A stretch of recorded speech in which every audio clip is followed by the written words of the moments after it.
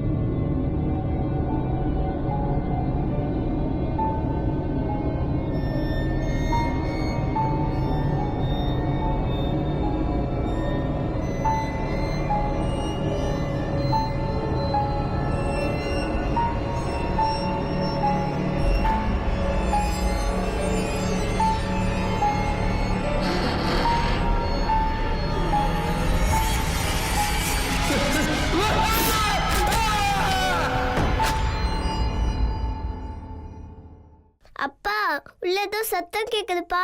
எந்திரிங்கப்பா, எந்திரிங்கப்பா. அங்க ஏதோ சத்தம் கேக்குதுப்பா.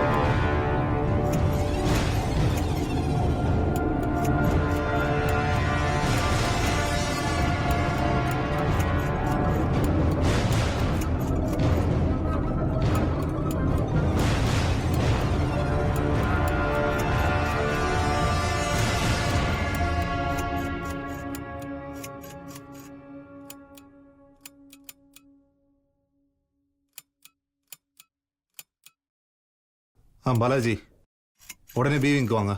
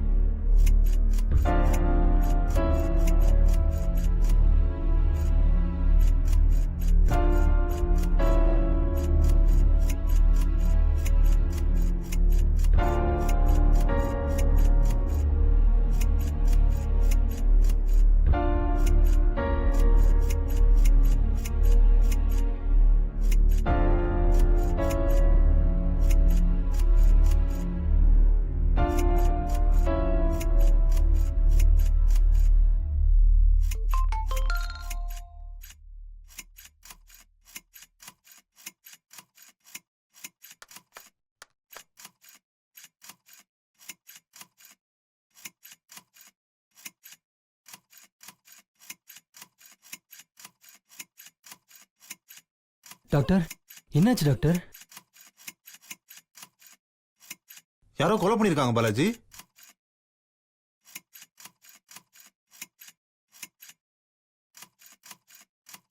அவனை பார்க்காதீங்க, அவன் பண்ணல.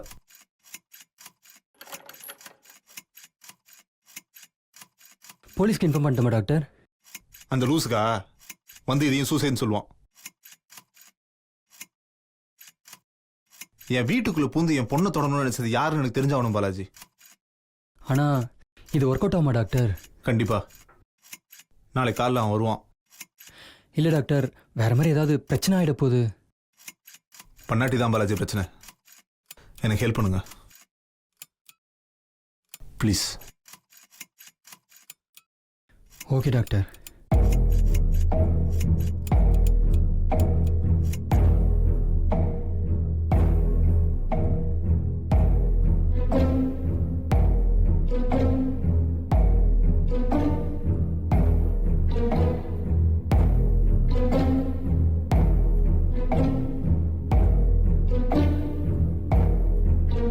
வாயா, இந்த மணியை பார்த்தியா?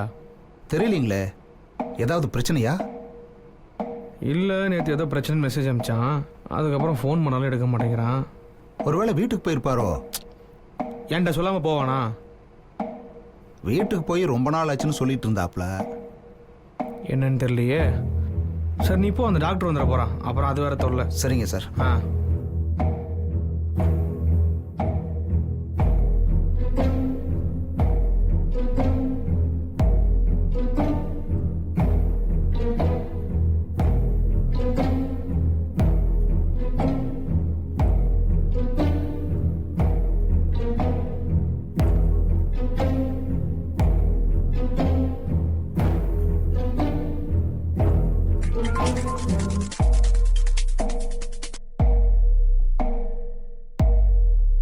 Hello hello hello.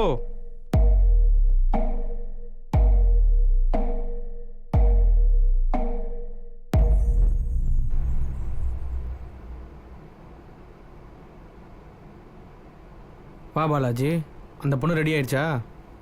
ரெடி ஆகிட்டு இருக்கு சார். டாக்டர் வராப்லையா? வந்துட்டுருக்கார் சார். வரட்டும் வரட்டும்.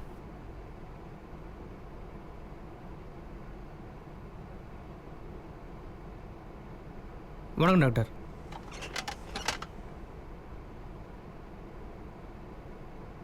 ஒன்றும் இல்லை டாக்டர், இந்த ஜனனி பொண்ணுக்கு பர்த்டே.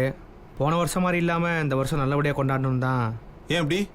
போன வருஷம் அந்த பையன் பேர் என்ன? சூர்யா. சர்ச்சு ஃபாதர் ஒருத்தர் வருவாப்புல, அவரோட வளர்ப்பு பையன் சூர்யானு பேர். அந்த பொண்ணு பர்த்டே அதுமா செத்து போன தடவை எல்லாம் ரொம்ப கஷ்டப்பட்டாங்க. பாவம் அந்த பொண்ணு வேற. அதான் இந்த தடவை நல்லபடியாக பர்த்டே கொண்டாடணும்னு முடிவு பண்ணிட்டோம். பண்ணுங்க டாக்டர். மெஸ்ஸை மொத்தமாக லீவ் விட்டாச்சு. காலையில் இட்லி பூரி பொங்கல்னு எல்லா டிஃபனும் ரெடி. மதியானம் மட்டன் பிரியாணி, சிக்கன் 65 கூட பிரெட் அல்வா வேறு.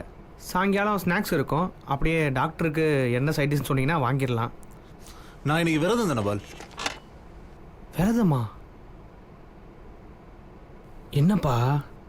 சரி, விரதம் சாயங்காலம் முடிஞ்சிடும்ல, அதுக்கப்புறம் ஃபாரின் லிக்விட் ஏதாவது? கூட முழுங்க மாட்டேன். என்ன டாக்டர், உங்களை இன்னைக்கு செம்மையாக கவனிக்கணும்ல இருந்தேன். ஆனால் நானும் பெரிய பக்திமான் தான் டாக்டர். இந்த விரதத்தெல்லாம் பயங்கரமாக ஃபாலோ பண்ணுவேன். ஆனால் இந்த வாரம் பெரிய விசேஷம் ஒன்றும் இல்லையே. கிருத்திகை முடிஞ்சிருச்சு, சங்கட சதுர்த்தியும் அடுத்த வாரம் தான். எதுவுமே இல்லையே டாக்டர் இந்த சாமிக்கு? எனக்கு கடவுள் நம்பிக்கை இல்லை தானே பால். ஓஹோ, கருப்பு கட்சி. சாமியை இல்லைன்னு சொல்கிற கட்சியா? பரவாயில்ல டாக்டர், ஒரு ஏத்திஸ்ட்டு சைக்காட்ரிஸ்டாக இருக்கிறது நல்ல விஷயம். அதுவும் இல்லை, எனக்கு எது மேலேயும் நம்பிக்கை இல்லை. என்ன டாக்டர், அதுவும் இல்லை இதுவும் இல்லைன்னா? நான் நினச்சதோட டாக்டர் பெரிய ஆளாக இருப்பார் போலையே. சரி, இந்த மணி எங்கப்பா? இல்லை சார், எனக்கு எதுவும் தெரியாது. இல்லைப்பா, இந்த மணி ஏதாவதுண்ணா? சார், டிஃபன்லாம் ரெடி பண்ணியாச்சு. பேஷண்ட் எல்லாம் ரெடியாக இருக்காங்க. நீங்கள் வந்தீங்கன்னா ஸ்டார்ட் பண்ணிடலாம். டாக்டர்கிட்ட பேசிகிட்டு இருக்கேன்ப்பா, முடிச்சுட்டு வரேன். நீ போய் ரெடி பண்ணி எல்லாத்தையும். Okay sir. அதான்பா கேட்டுக்கிட்டு இருந்தான்ல, அந்த மணி எங்க? தெரியாது சார். இல்லையே, ஊருக்கு போனால் உன்ட்ட சொல்லாமல் போக மாட்டேனப்பா, அதான் கேட்டேன். இல்லை சார், எனக்கு எதுவும் என்கிட்ட எதுவும் சொல்லலை. அது நல்ல வேலைக்காரன். எங்கே போனா? ஃபோன் இங்கே இருக்கே. இல்லை டாக்டர், இது பர்சனல் நம்பர். ஓ,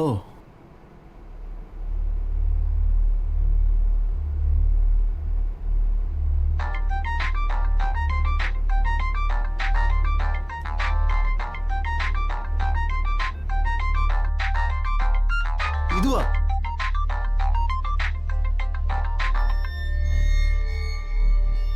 இது மணி போனு. இது எப்படி?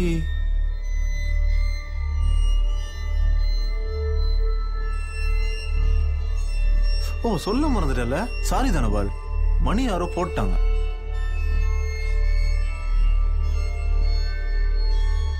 குமாரை எப்படி கொண்டாங்களோ அதே மாதிரி மணியும் கொண்டுட்டாங்க.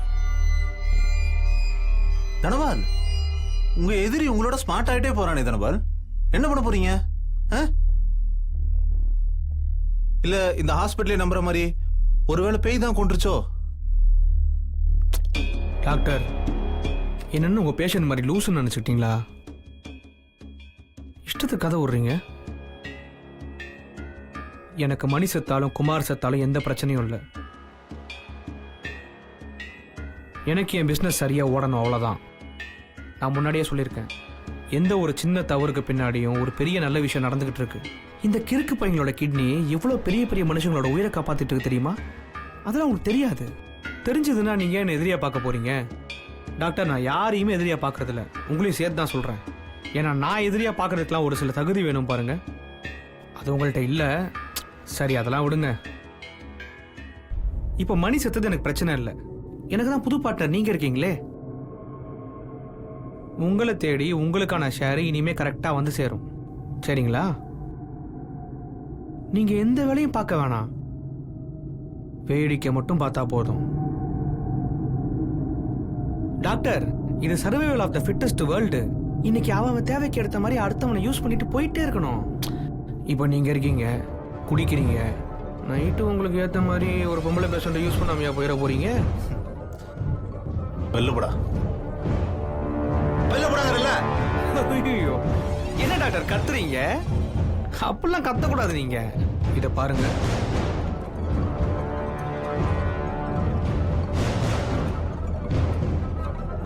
டாக்டர், நம்ம கிட்ட இந்த குதிக்கிறவெல்லாம் வேணாம். 2 பேரையும் கொண்டுட்டு போயிட்டே இருப்பேன். நான் உன்னை கொண்டா என்னை வெளியே எடுக்க 1000 பேர் இருக்காங்க. உனக்கு யார் இருக்கா? நைட்டு நானே வருவேன், அந்த பொண்ணை தூக்குவேன், வேலையை முடிச்சுட்டு தடையும் தெரியாம விட்டுட்டு போயிட்டே இருப்பேன். இதெல்லாம் கண்டுக்காதீங்க டாக்டர். உங்க ஷேர் உங்களை தேடி வரும், வாங்கிக்கங்க. குழந்தை இருக்கால்ல, குழந்தை இருக்கணும்ல. இந்த விஷயத்தெல்லாம் சிம்பிளா எடுத்துக்கிட்டீங்கன்னா யாருக்கும் எந்த பிரச்சனையும் இருக்காது. புரியுதா? சரி பாலாஜி, அப்ப நான் கிளம்புறேன். பாலாஜி, டாக்டர்கிட்ட கொஞ்சம் சொல்லுப்பா, புரிய மாட்டேங்குது பாரு அவருக்கு. வரேன் டாக்டர்.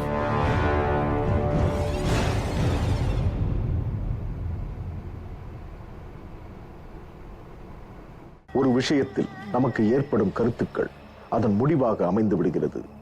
ஆனால் எந்த ஒரு கருத்தும் இல்லாமல் தெளிவாக இருக்கும் மனம் சரியான பாதையில் செல்கிறது. குழப்பங்கள் இல்லாத மனம் எந்த ஒரு தடங்களையும் கடந்து அனாயாசமாக செல்லும். 2வது அத்தியாயம், 3வது கண்.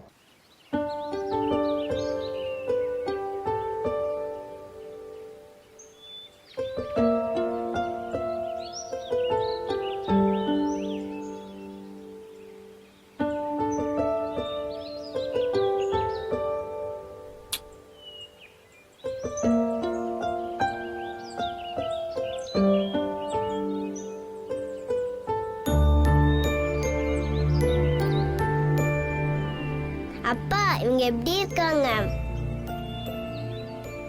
அழகா இருக்காங்களா செல்லம்? அது அம்மா சொல்லி கொடுத்தது. நீங்க மட்டும் பொண்ணா இருந்தா உங்களையும் அழகாக்கிருப்பேன். ஏன் இப்ப அழகாக்க முடியாதா? கொஞ்சம் இப்படி திரும்புங்க. இப்படி. இந்த மூஞ்சிக்கெல்லாம் நான் அழகாக்க முடியாது. ஏய், கொழுப்பா?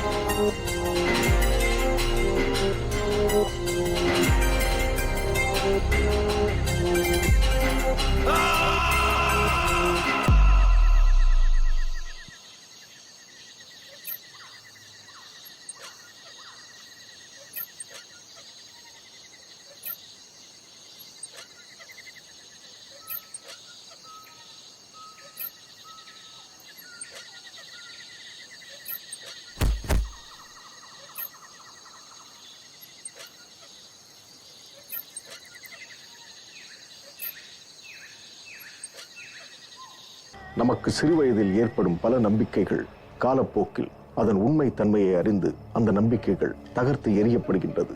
ஆனால் கடவுள், ஆத்மா போன்ற விஷயங்களை ஏன் நம்மால் எளிதில் தகர்க்க முடியவில்லை? இதை உண்மை என்றோ பொய் என்றோ ஒரு முடிவுக்கு கொண்டு வருவது தேடலின் முடிவாகி விடுகிறது. ஏன் அந்த நம்பிக்கைகள் நம் வாழ்க்கையில் ஒரு மிகப்பெரிய அங்கமாக இருக்கிறது? மனிதர்களுக்கு பாதுகாப்பு தேவைதான். கடவுள் மீது நம்பிக்கை கொண்டால் அது மனித மனத்தை பாதுகாப்பாக அமைத்து விடுகிறது. ஆனால் அதற்கு எதிர்வினையாக ஆத்மாக்கள் மீது நம்பிக்கை கொண்டால் அது மனித மனத்தை சிதைத்து விடுகிறது. பாதுகாப்பு உணர்வு கொடுப்பதை விட்டுவிட்டு அது பய உணர்வை கொடுக்கின்றது. இதை ஆராயும் பட்சத்தில் பல உண்மைகள் நம்மை ஆச்சரியப்படுத்த காத்துக் கொண்டிருக்கின்றன. 3வது அத்தியாயம், ஜனனி.